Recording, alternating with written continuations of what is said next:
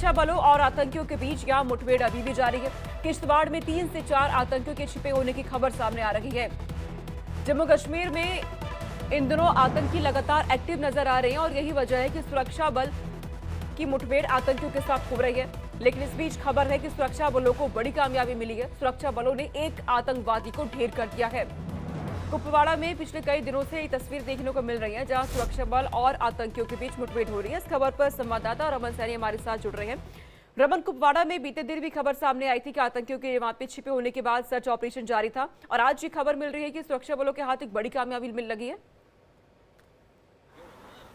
जी हाँ सोनका, बिल्कुल आपने सही कहा कि एक बड़ी कामयाबी जो है वो सुरक्षा बलों को मिली है। जिस तरीके से पिछले 3 दिनों से लगातार किश्तवाड़ के छात्रू इलाके के अंदर जो है वो आतंकियों को ट्रेस करते हुए एक मुठभेड़ जो है वो शुरू हुई थी। दरअसल जो सुरक्षाकर्मी हैं वो बता रहे हैं कि पिछले 22 दिनों से इस आतंकी ग्रुप के पीछे जो जैश ए मोहम्मद का आतंकी ग्रुप है और पिछले करीबन 1 साल से ये इस इलाके के अंदर एक्टिवेट है। एक जंगल से दूसरे जंगल में होता हुआ ये आतंकी जो है वो आतंकी ग्रुप जो है वो भागता हुआ नजर आ रहा है, अपनी जान बचाता हुआ। और जिस तरीके से 3 दिन पहले ये मुठभेड़ शुरुआत हुई थी, उसके बाद आतंकी फिर जंगल के बीच में चले गए थे। लेकिन इस बार सुरक्षा कर्मियों ने पूरी रणनीति के साथ काम लिया और आज सुबह 10:30 बजे करीबन जो है इन 2 आतंकवादियों को जो है वो एक लोकेशन में घेर लिया, जिसमें से एक आतंकी को मारे जाने की खबर जो है वो पुष्टि उसकी जो है वो सुरक्षा बलों ने कर दी है। दूसरा आतंकी को भी घेरे में ले रखा हुआ है, बहुत जल्द उसका खात्मा भी जो हो जाएगा।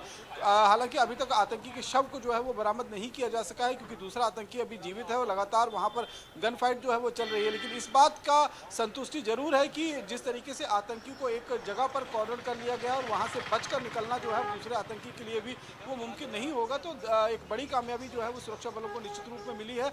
और जिस तरीके से इस 1 साल पुराना ग्रुप जो है वो नादी गांव एक इलाका पड़ता है, वहां पर इसको ट्रैक किया गया और बाकायदा मुठभेड़ हुई और उसमें से एक आतंकी को मार गिराया गया है और दूसरे आतंकी के साथ मुठभेड़ जो है वो लगातार जारी है। दूसरी तरफ उधमपुर का भी इलाका देखें तो वहां पर भी पिछले 3 दिनों से लगातार मुठभेड़ चल रही है। लेकिन वो ऐसा लग रहा है कि वो ग्रुप जो है वहां से स्लिप होने में कामयाब हो गया है।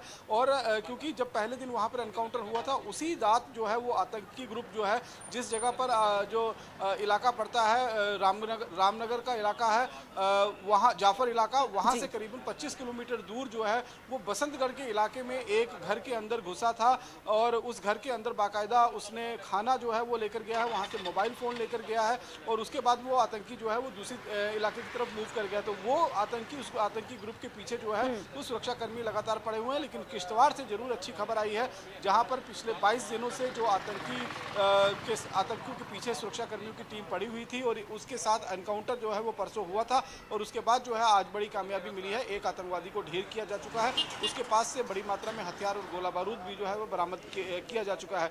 अभी क्या क्या कुछ हथियार वहां से बरामद हुए हैं इसकी डिटेल अभी तक साझा नहीं की जा चुकी है, नहीं जा सकी है। लेकिन ये निश्चित है कि सुरक्षा कर्मियों ने इस बात की कंफर्मेशन दे दी है कि एक आतंकी को ढेर कर दिया है, जबकि दूसरे आतंकी के साथ मुठभेड़ जो है वो लगातार जारी है। सोनिका, और ये जो कुपवाड़ा में अब जो आतंकी एक्टिव है इन दिनों और एक आतंकवादी को जिसे ढेर कर दिया गया है, क्या ये भी जानकारी सामने आ पाई है कि किस संगठन से जुड़े हुए थे ये लोग?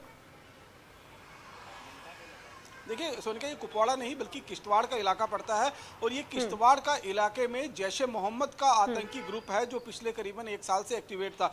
दरअसल पिछले साल लोकसभा चुनाव से ठीक पहले ये 50 से 60 की संख्या में आतंकी जो हैं वो अंतर्राष्ट्रीय सीमा को पार कर जम्मू कश्मीर की धरती पे आए थे। इनमें से एक ग्रुप जो है वो कठुआ के अंदर एक्टिवेट हुआ था, दूसरा बसंतगढ़ जो उधमपुर का इलाका पड़ता है, तीसरा डोडा के इलाके में जो है वो एक्टिवेट हुआ था, चौथा जो है वो इस किश्तवाड़ के केशवान और छात्रू के इलाके में एक्टिवेट हुआ था। ये 5 से 7 ग्रुप जो है वो अलग अलग लोकेशंस के अंदर शिफ्ट हुए थे, जिसमें से करीबन 8 से 10 आतंकियों को जो है वो अभी तक ढेर किया जा चुका है। बाकी आतंकियों का अभी तक कोई सुराग नहीं लग पाया है। लेकिन ये जो ग्रुप है ये जैश ए मोहम्मद का ग्रुप है। दोनों आतंकी जो है वो पाकिस्तानी आतंकी है, वेल ट्रेंड है गोरिल्ला वारफेयर और जंगल वारफेयर में। इसीलिए पिछले 1 साल से सुरक्षा कर्मियों को चकमा देते हुए लगातार एक जंगल से दूसरे जंगल ये अपनी जान बचाते हुए भाग रहे थे और अब सुरक्षा कर्मियों के हत्थे चढ़े हैं, जहां पर सुरक्षा कर्मियों ने एक एनकाउंटर के दौरान इनमें से एक आतंकी को ढेर किया है, जबकि दूसरे आतंकी के साथ मुठभेड़ जो है जारी है। बहुत मुमकिन है कि शाम होने से पहले दूसरा आतंकी भी मारा जाएगा और इसकी पुष्टि भी जो है वो सुरक्षाकर्मी कर देंगे। जी अच्छा रमन, क्योंकि अभी यहाँ पर दिल्ली में एनआईए हेडक्वार्टर की बात की जाए तो आतंकी तबूर राणा से पूछताछ यहाँ पे हो रही, क्योंकि आतंकी तबूर राणा कनेक्शन सीधे तौर पे पाकिस्तान से है, लश्कर तैयबा के साथ बना हुआ है। ऐसे में ये मानना जाए कि इन दिनों जम्मू कश्मीर के अलग अलग इलाकों में आतंकी घटनाएं बढ़ सकती हैं। निश्चित रूप में जब जब कोई इस तरीके का इंटरनेशनल प्रेशर पाकिस्तान के ऊपर आता है, क्योंकि जिस तरीके से तहोदर राणा का प्रत्यारोपण जो है वो भारत सरकार ने किया है, एनआईए उसको अमेरिका की जेल से निकालकर अब भारत की एनआईए की कस्टडी में लेकर आई है, और उसके बाद हमने देखा कि पाकिस्तान के विदेश मंत्रालय ने किस तरीके से तहोदर राणा से अपना जो है वो पूरी तरीके से पीछा छुड़ा दिया। ये बताया कि वो कनेडियन नागरिक है और पाकिस्तान से उसका कोई लेना देना नहीं है। लेकिन आपको याद होगा कि 26/11/2008 में जब ये आतंकी हमला मुंबई में ताज होटल के ऊपर हुआ था, उससे ठीक पहले डेविड कॉनवे हेडली जो है वो भारत में आया था, जो एक अमेरिकन सिटीजन है, और उसने बाकायदा यहाँ पर कई जगहों की रैकी की थी। मुंबई में जो ताज होटल है उसके साथ साथ में जो एक कैफे पड़ता है उसकी भी रैकी की गई थी, जो नरीमन पॉइंट है उसकी भी जो है रैकी की थी। सीएसटी जो रेलवे स्टेशन है जहाँ पर आतंकियों की तरफ से गोलीबारी की गई थी, जिसमें 166 लोग जो हैं उनकी 166 लोगों की जान गई थी, 238 लोग जो हैं इंजर्ड हुए थे।